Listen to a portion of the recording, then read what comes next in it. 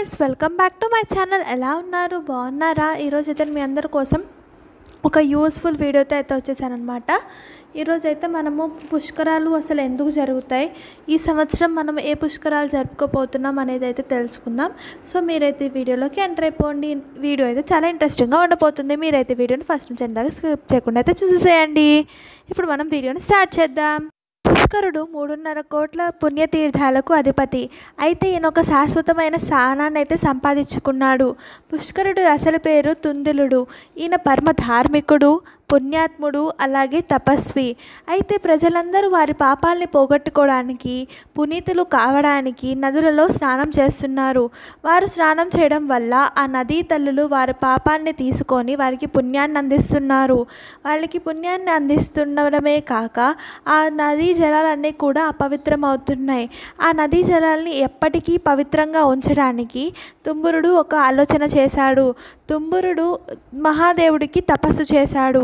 మహాదేవుడు తుంబురుడికి తపస్సుకి మెచ్చి ఆయనకి దర్శనం ఇవ్వగా పుష్కరుడైతే మహాదేవుడిని, నాకు దేవుడి అష్టరూపాల్లో నుంచి ఒక రూపం నాకు కావాలి అని కోరుతాడు. మహాదేవుడు తదాస్తు అంటాడు. అందుకే ఆయన నదులను పవిత్రంగా చేస్తాడు కాబట్టే ఆయనకి పుష్కరుడు అనే పేరు వచ్చింది. అయితే ఈ పుష్కరుడు సంవత్సరానికి ఒక నదిలో అయితే ప్రవేశిస్తాడు. ఆ ప్రవేశించిన రోజుని కాలాన్నే మనము పుష్కరాలుగా జరుపుకుంటాం. అయితే ఈ పుష్కరుడు నదిలోకి ప్రవేశించే సమయాన్ని గురుగ్రహ సంచారంతో పుష్కరుడు నదులలోకి ప్రవేశించే కాలాన్ని మనం గురుగ్రహ సంచారంతో నిర్ణయిస్తాము.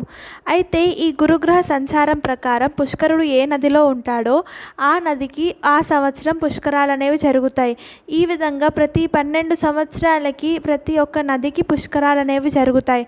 ఈ ఏటైతే సరస్వతి నది పుష్కరాలు అయితే జరగబోతున్నాయి. అయితే బృహస్పతి ఏ రాశిలోకి అయితే ప్రవేశిస్తాడో ఆ రాశికి ముఖ్యమైన నది ఏదైతే ఉంటుందో ఆ నది పుష్కరాలు అయితే ఆ సంవత్సరం జరుగుతాయన్నమాట. అయితే ఈ విధంగా మనం పుష్కరాలు ఎందుకు జరుగుతాయి, అసలు ఎందువల్ల జరుగుతాయి అనేది తెలుసుకుందాం. ఇప్పుడు ఈ ఏట జరగబోయే సరస్వతి నది పుష్కరాల గురించి మనం కొంచెం తెలుసుకుందాం.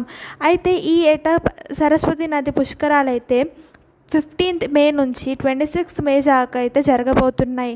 మీరైతే ఖచ్చితంగా ఈ పుష్కరాలకి వెళ్ళి మీరు కూడా పుణ్యాన్ని సంపాదించండి.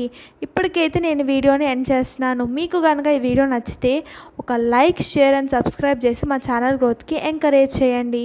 అండ్ ఇప్పటిదాకా మా ఛానల్ని సబ్స్క్రైబ్ చేసుకోకపోతే ఖచ్చితంగా సబ్స్క్రైబ్ చేసుకోండి. ఇలాంటి మంచి మంచి వీడియోస్ కోసం మమ్మల్ని సపోర్ట్ చేయండి. మిమ్మల్ని మరి నెక్స్ట్ వీడియోలో కలుస్తాను. అప్పటిదాకా బాయ్ మరి.